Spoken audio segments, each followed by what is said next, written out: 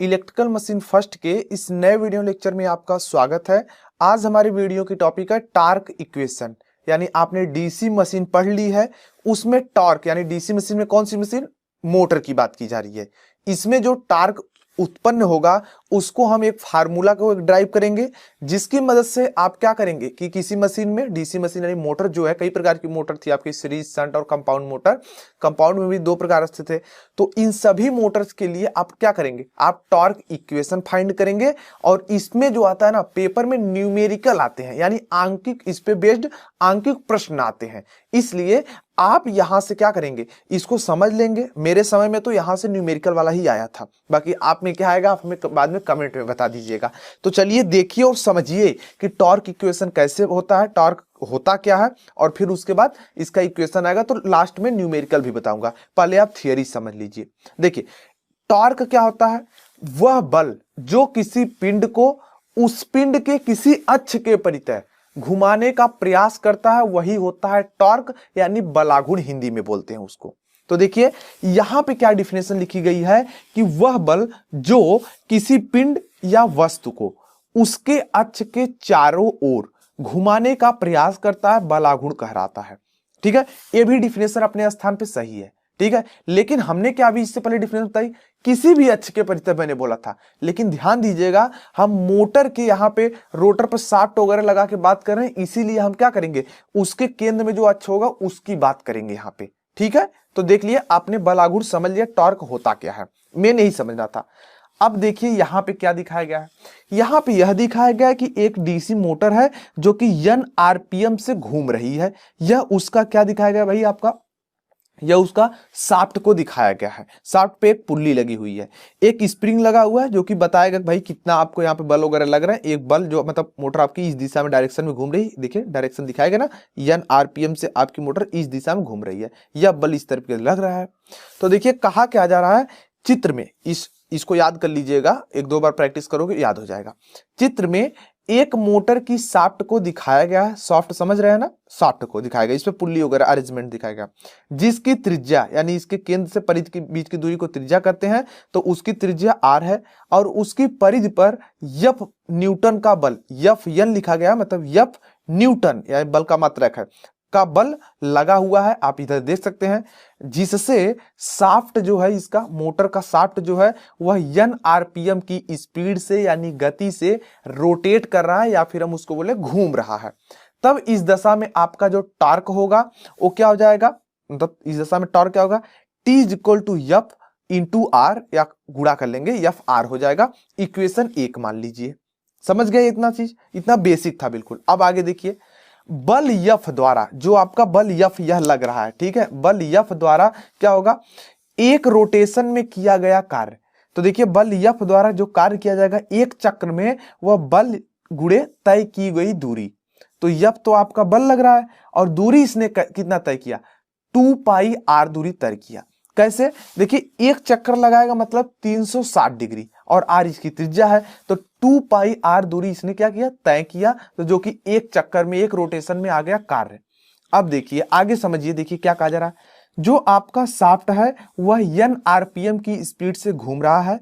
तो 1 मिनट में अगर हम बात करें कार्य मतलब यहाँ क्या, W, या कार्य W is equal to F into R हो जाएगा।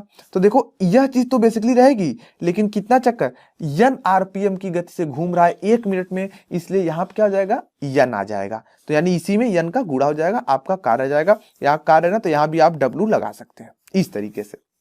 आगे देखिए क्या कहा जा रहा है, आगे हम क्या करेंगे, ये तो हमने 1 मिनट में निकाला, हमने 1 सेकंड में कार्य निकालना है। तो हम क्या करेंगे, 1 सेकंड में निकालने के लिए ये जो आया ऊपर ना, इसमें 60 से भाग दे दो, क्योंकि 1 मिनट में 60 सेकंड होते हैं। तो F is equal to 2 pi R वैसे रहेगा, n अपान 60 हो जाएगा, जो कि इतना जूल वगैरह आएंगे, मात्रा कभी आगे, क्योंकि ये सब चेंज होंगे। अब देखिए हम क्या करेंगे, हम समीकरण 1 के पास चलेंगे।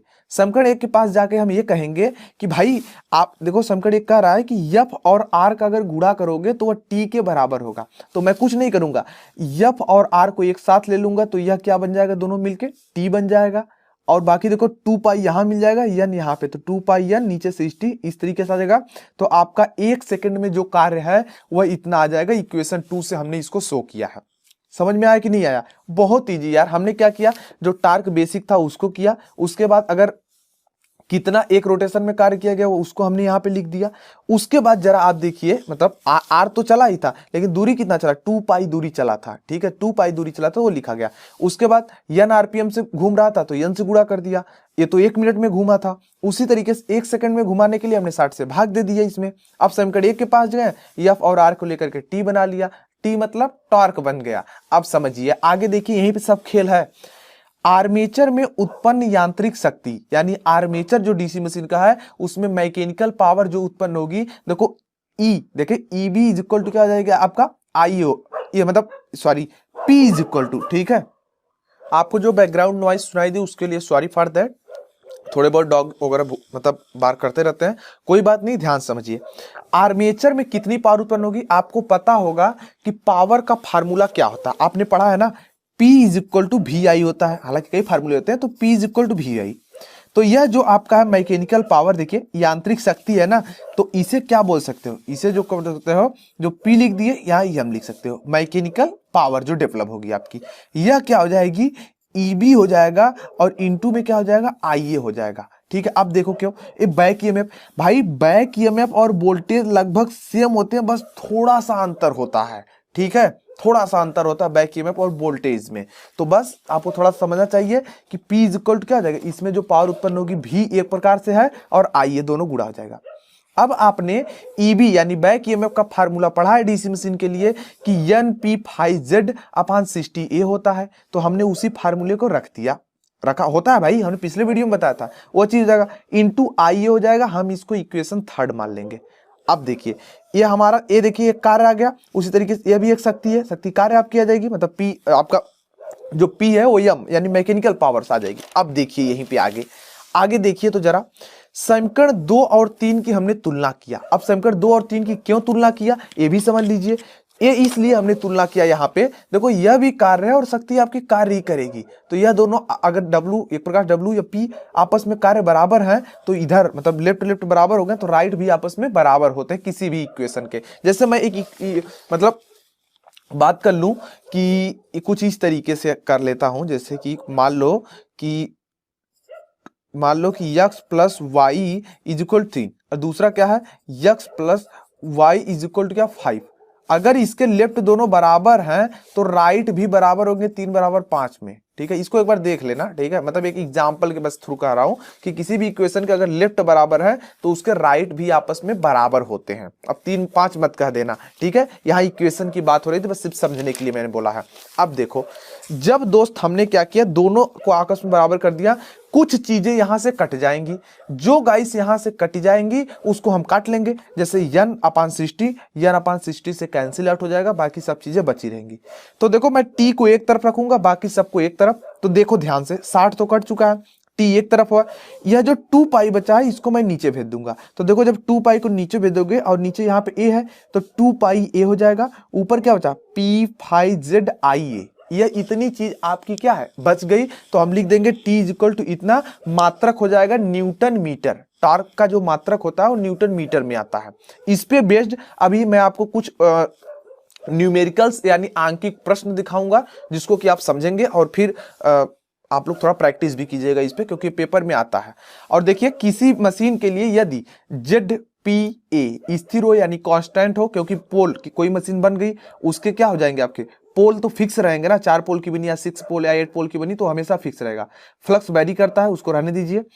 Z यानी आपका कंडक्टर, वो कितना होगा, वो भी आपका फिक्स हो जाएगा।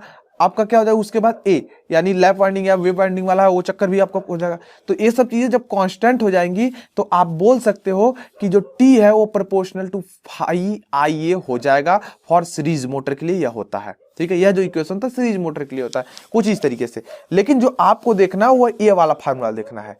अब देखिए इतना समझ गए ना, टॉर्क होता क्या है, इसका फार्मूला क्या है, एक बार इसको अच्छे से कॉपी कर लो और फिर अपना देख लो, समझ में आ जाएगा।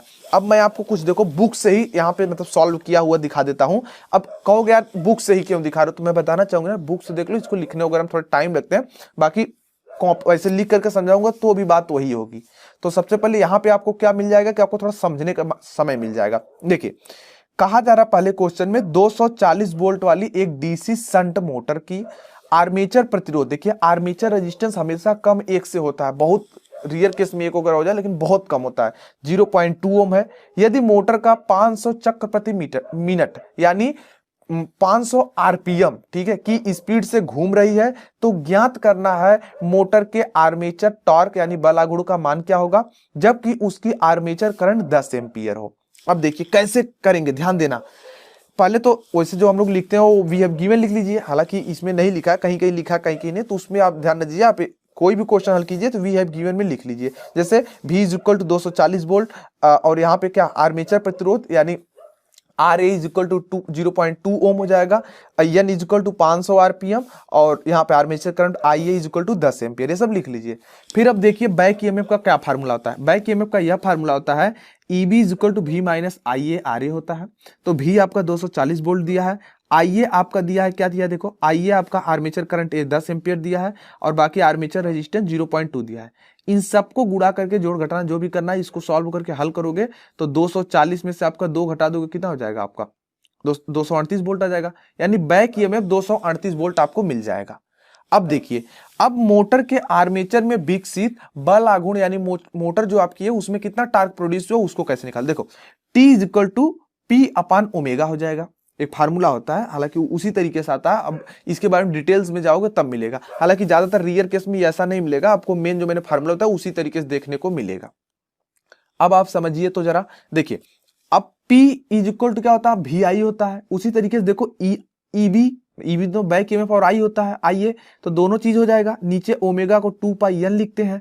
अब देखो 2 पाई n लिख दिए तो हम n जो स्मॉल में लिखा गया इसको कैपिटल में बदलोगे भाई क्या हो जाएगा, n अपान 60 हो जाता है, तो हम n नीचे हो जाएगा 60 ऊपर चला जाएगा। बाकी यह आपका फार्मूला, यह जो आपको दिख रहा है यह फार्मूला बन गया।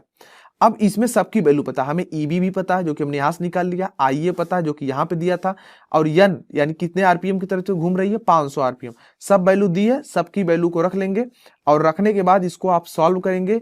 तो आप जब सॉल्व करेंगे तो आपका T इज इक्वल टू 45.45, ठीक है, यानी 45.45 न्यूटन मीटर आ जाएगा, तो आपका यही आंसर हो जाएगा। तो आप लोग इसको प्रैक्टिस भी कर सकते हो, ठीक है। एक बार आपने देख लिया तो एक बार इस क्वेश्चन को कॉपी कर लो, बाकी अपने से प्रैक्टिस करो तब समझ में आएगा और अच्छे से।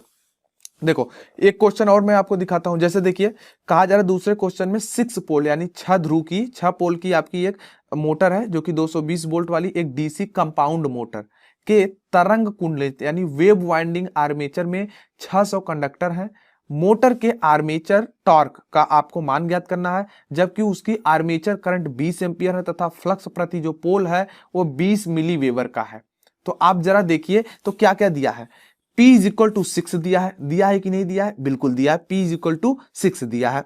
हालांकि और भी चीजें जैसे V इज इक्वल टू 2 ऐसे लिखना चाहिए था इसको कि V इज इक्वल टू इतना वोल्ट दिया है और 600 कंडक्टर हैं आपके, ठीक है, आपके Z की वैल्यू दी है और आर्मेचर करंट IA दिया है, फाई यानी फ्लक्स दिया है, ये सब वैल्यू लिखना चाहिए था लेकिन थोड़ा इन्होंने डायरेक्ट कर दिया, कोई बात नहीं, तब पर भी कोई दिक्कत नहीं।